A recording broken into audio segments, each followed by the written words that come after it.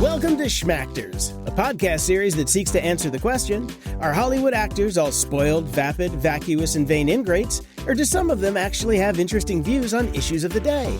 Or is it a mixed bag?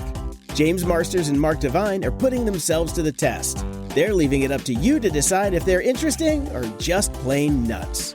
Listen as they peel back their craniums, share the surprising thoughts that fill their heads, and draw back the curtain on the world's zaniest town. Welcome back to Schmactors. This episode is the continuation of our story in episode 4, where Rico asked, what was it like to play Spike? If you haven't heard episode 4, I highly recommend going back and having a listen right now.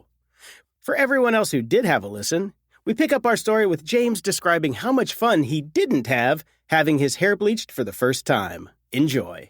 I remember going into, because it was at the hairdresser's house, and I was trying to find a place to hide so no one could see me whimper.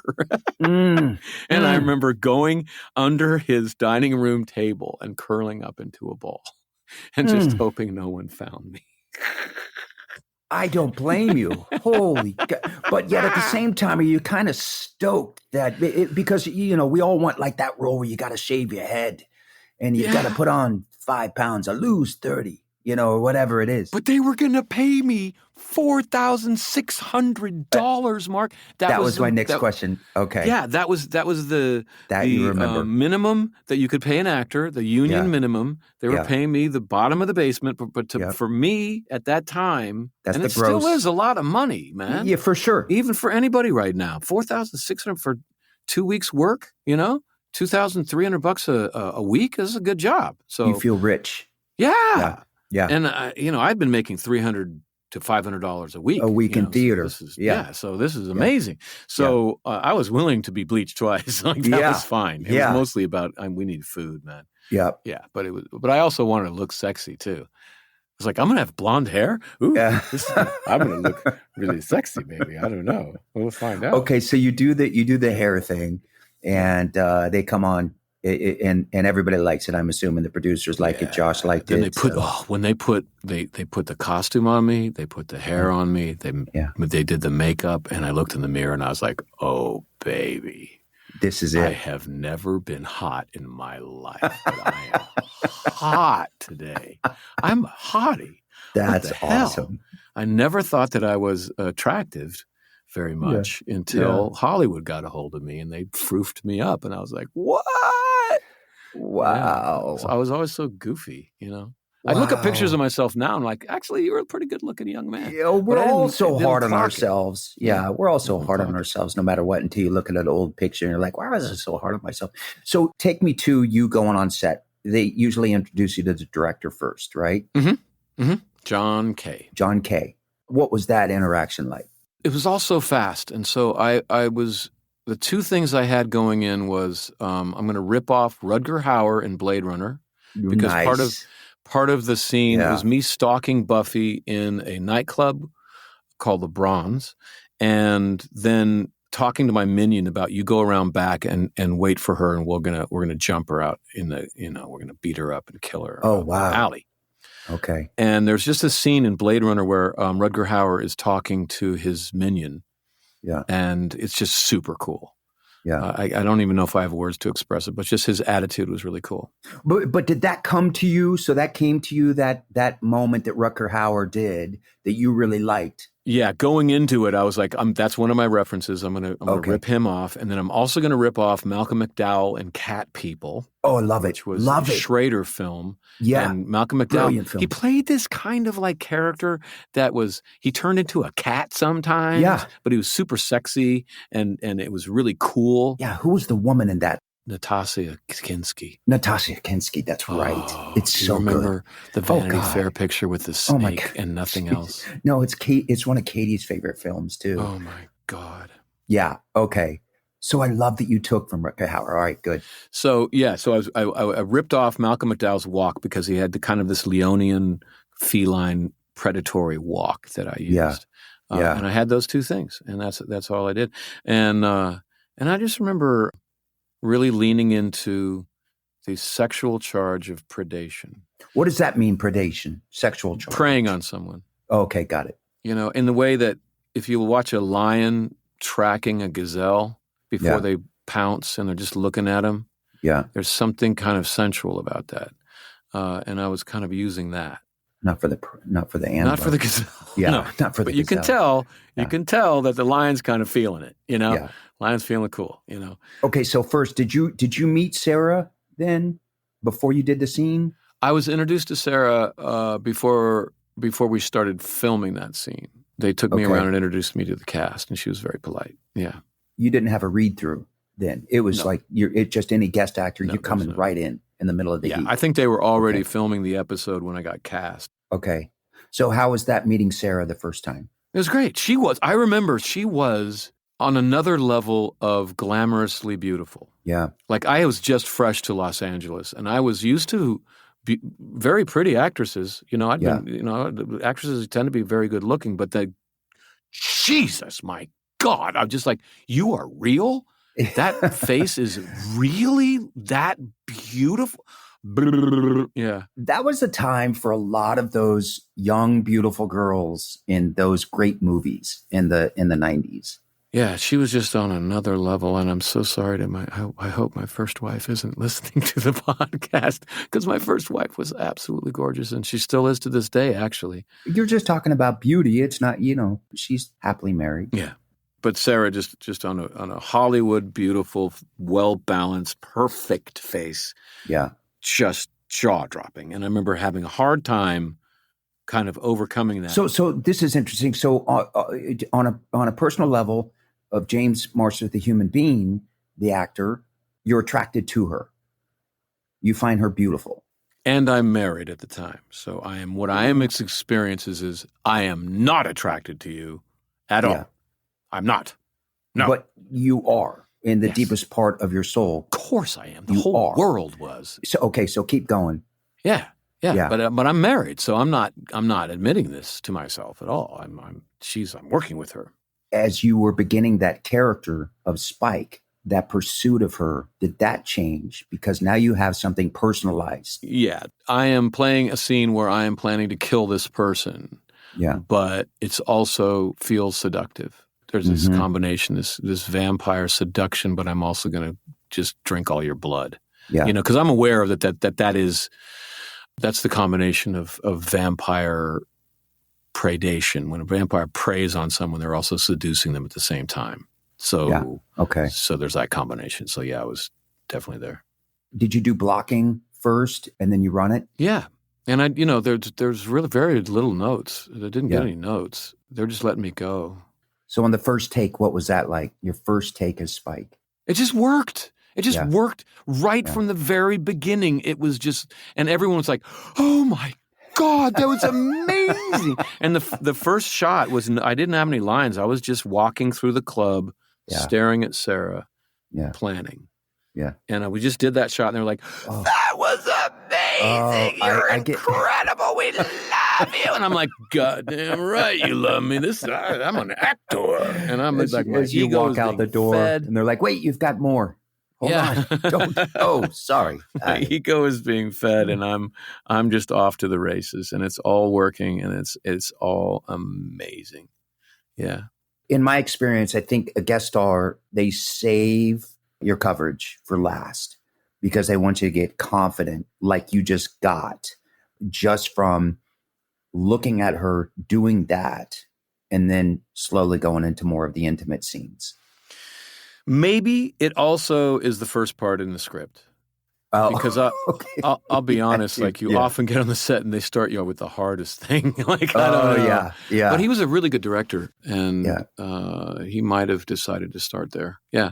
Did he ever take you aside and say, Spike is, this is sort of like a Hamlet kind of thing? Or did he? I remember the one disagreement I had with him was like, I was always wanting to go through the pockets of my victims. Like I would kill someone and then I would my instinct was to crouch down and see if they had anything I could use. Yeah. because I thought he was a really rough character. Yeah. And I was also really poor and hungry. So like, does he have any change? I need the money.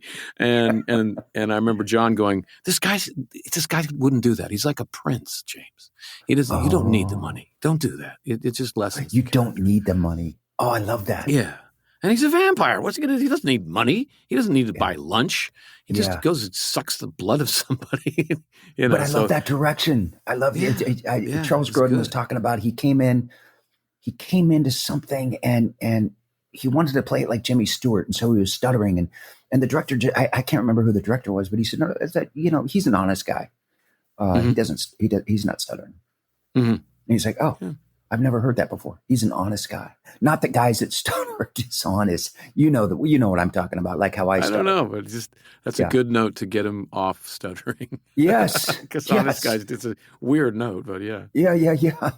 The other thing is I remember John came up to me and he goes, you will never see me again, James. We were about 2/3 of the way through filming. That's weird, isn't it? Yeah. And I just remember the producer, Gareth, who was known as Darth Vader. Gareth would come down to the set. He would come down to the set and he says, who are we waiting for? Who are we waiting for? And like somebody in the props department would raise their hand. Me, Gareth, we just got to get this thing done and then they'll be ready. You're fired. Oh, for real? And now who are we waiting for? Very good. Let's go. And he would only do that if you were behind, right? You're not exaggerating? I'm not. No, this guy was feared, but he got it. He could keep a set running quickly and not waste time. That's for sure. He was a first AD or he was a producer? He was the line producer at the time. Yeah, Gareth. He was always nice to me, but yeah, I knew my lines.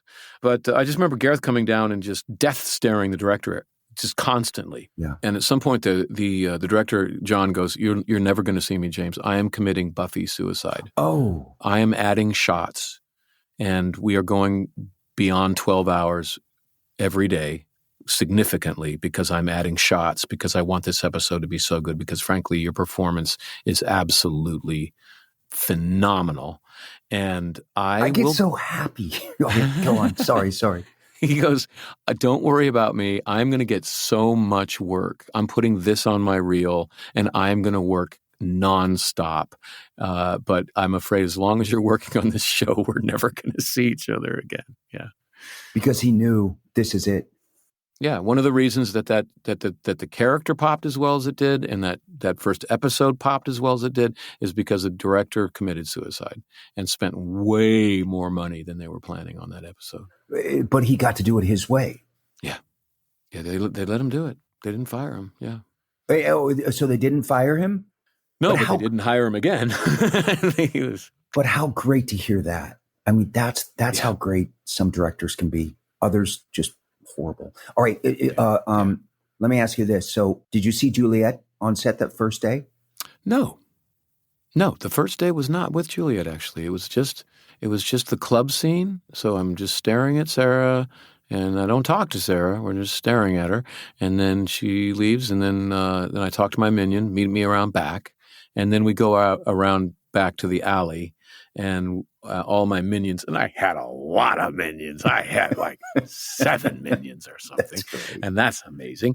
And then I sick my minions on Sarah, and she dispatches them quickly.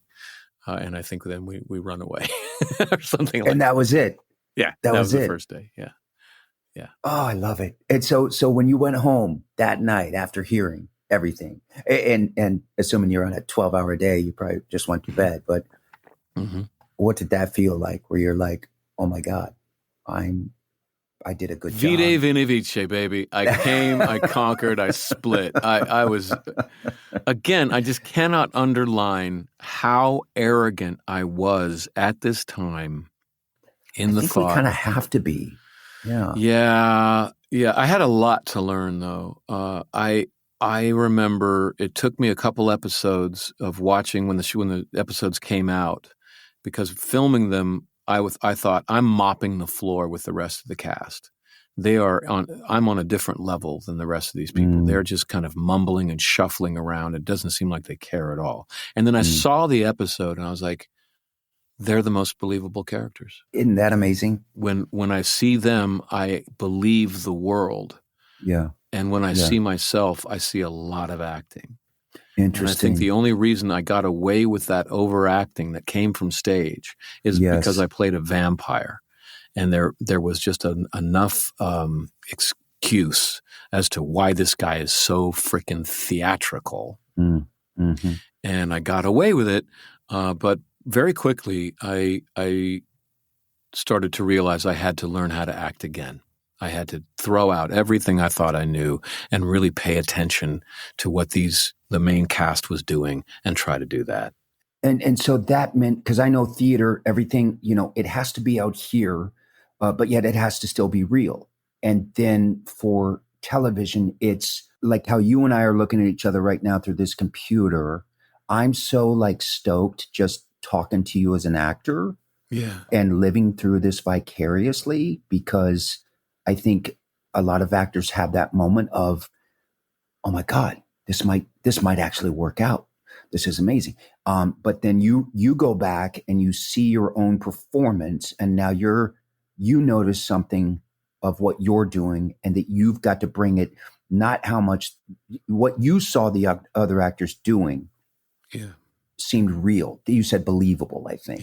Yeah. They weren't lying. Did you not feel like you were believable? No, I didn't. I felt like I was performing. Yeah. And what I had yet to learn, and it took me a while to learn it, was that on stage, your face is very tiny to the audience. You're far away from the audience, and your eyes are almost invisible. And so it's all about getting expression into your body and being able to communicate the inner workings of your mind to people who are very far away. So it's all about learning how to express with your face and your voice in theater, there's every second is planned, and it's been worked out for a month. Every moment is planned out, and you have to give the illusion of it happening for the first time. Yeah. But it's an illusion. Young actors out there, William Gillette, one of the first guys, wrote a book. And I remember sitting in white gloves in the New York library, where they take you back to look at, you can't touch the pages. It's called The Illusion of Acting as if it were the first time. Yeah. And he was considered one of the great real actors, during with Stanislavski, and before was at Lee Strasberg with the method. Yeah. The revolution of the method is that it's just for film. Doesn't really work on stage. Yeah. And it's just finding a way to give myself a real experience for the camera. So I'm not trying to communicate anything. In fact, I'm often trying to hide what I'm feeling or thinking. Yeah. I'm just trying to give myself a real experience and let the camera document something that's really happening. Yeah. That's the trick. And it's being private in public. And it's very difficult. It's kind of simple, but it's very difficult. But it's a whole different way of approaching acting. And it took me a while to really start to do that. I feel like I'm very limited in talent as an actor. I always was. I got very self-conscious. I don't know, Mark. When we first started hanging out, you said I was an all right guy, and I wasn't. I was a very frustrating man. I was full of self-pity, and You're an actor. You said that I was okay, and that took some acting, I think. I was taking myself very seriously. No, but I'm talking about as an actor. The only way I could do it was personalize it and put myself through hell. And I know that you had. We won't talk about it now, but some stuff that really went to the core of your psyche for that character. Yeah, that really tore you up, but. On that next round, after you realized, I need to make this more, and I'm just using, I don't want to put words in your mouth. I need to make this more personal to be believable. How did you go about it?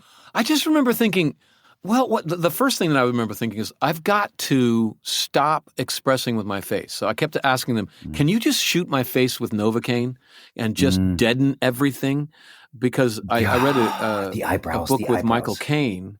Yep. That just said, don't blink. You put he just said, you put all of your expression in your eyes. Don't put it in your voice. Don't put it in your body. Don't put it in anything but your eyes.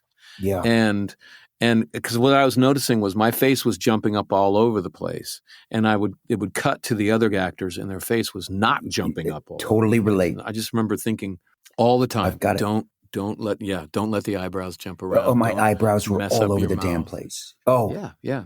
Because I wasn't sure. Because I just wasn't sure. Because I didn't feel good enough, and so I needed to hide Mark. If I can pretend James Dean, then maybe I can get away with this. But then when I realized, it's the truth of that scene, however you get there, how you've talked about Spike, the truth. What is the truth? To really accept that we are all interesting enough to be stared at as we are. We don't have to put on airs. We don't have to do anything. We just have to be brave enough to let the audience see us as we really are. Because every human being is super interesting. We all are. I love that.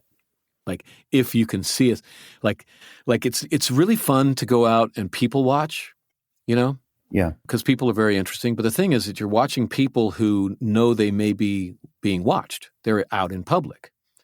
What's really interesting is being a peeping Tom, where you're watching people who are not aware that they're being watched. Unfortunately, you will go to jail if you do this. So don't do that, and I never have. But what actors try to do is to behave as if they're not aware that they're being seen. So they allow the audience all to be legal peeping Toms. Yeah. It's very difficult. Yeah, it's very difficult for me to accept that you're interesting enough. You're a human being. You're fascinating, and just let them see it. Let them see it. And so, is that what you told yourself before you went in to kind of change your performance? Did you? No, that was I didn't understand it all. It was really just kind of feeling my way out in the dark and really watching Tony Head. He was the best actor on the show, and so I would just watch him work, and mostly I was noticing what he was not doing. And he was just so Brando. He was just talking. You almost couldn't hear him, unless you were listening, because he had a mic on, So if you're even in the same room with him, you could almost barely hear him. The mic picked it up, and he was just doing very little. He was just shuffling around and muttering, and that was very mysterious to me for a long time. How? What is that? What do you mean? God. I was watching what he wasn't doing. He wasn't performing. He wasn't concerned that I could hear him. Even if I was acting in the same scene with him, he didn't care if I could hear him. He wasn't acting for me. He was acting for the camera. He was acting for his microphone. He was just being real, man. He was just experiencing something. He was just trying to do something and let the chips fall where they may, and record that, man. And it's Did you ever sit down with Tony and talk about because I so many actors that I just love and admire, like in the scene as they're doing it, where I'm just thinking, this guy's amazing. Did you sit down and talk about acting? I should have. No. I should have. I just watched him. I just picked it up through osmosis, I guess. But we did talk because I embarrassed him. My accent wasn't really perfect in the beginning. A lot of directors would say, "Are you Australian, James? Is your character Australian?" I'm like, "Oh no, I can't." Dear me. And in a script, I said the word bullocks, which is English for your testicles, right? Bullocks. Yeah. And it was written by an American, and they misspelled it. It was spelled B-U-L-L, bull hyphen locks, L-O-C-K-S, bullocks. So I said bullocks. And he comes after the show airs, he comes up to me and goes, "All right. We don't say it like that, you prat. You're embarrassing me back home, and I am going to help you now. This has gotten out of control." And he tutored me by force. He would show up the new script would come out, and then I'd get a knock on the door, and he would just come on in. He wouldn't even ask, "Can I come in? We're going to work now." And we would go over my lines until he would go over every line until he was satisfied that it was credible, and we'd move on, and we were done when he thought we were done. And he saved me. So they never hired like a voice, an accent coach or anything like that. They threw you to the Tigers, assuming this is good enough. Well, they didn't have a lot of money in season 2. We were shooting in 16 millimeter. It was not a big budget at that time. So no, there was no coaching going on. But I had a phenomenally good actor who was an Englishman, and so that's all. He was willing to help. How amazing! That's so cool. Yeah. That's so cool. Well, Rico, I think that we answered the question. I think the question was just what it was like playing Spike, and I think that we dug in pretty well. Thank you, Rico. I judged you before thinking that's such a broad question, but then it went down. It was titillating. And Mark, I didn't know you cared so much about my experience in Buffy the Vampire Slayer. I do, man. It's more of like, let me hear about the young James. Let me hear about that. I love that because I can relate to that fear and that struggle, and it's always my favorite part of the movie. Before they become a drug addict and homeless, yes. When they're just breaking, that's the best part of the movie. Yep, anyway. That's what I like. Well, thank you for allowing me to watch you break. Thank you. Thanks for listening to Schmactors. Join James and Mark next time for more pointed pontification on the topics of the day. Do you have a burning question that you just can't wait to have the guys answer? Well, then head on over to schmactors.com and send it our way. If the answer won't get them canceled, we'll add it to the queue. And if you have a friend who you think would enjoy the show, use the share button in your podcast player and send it to them directly. Trust me, it'll make their day. Signing off for James and Mark, this is producer Jason. Until we meet again.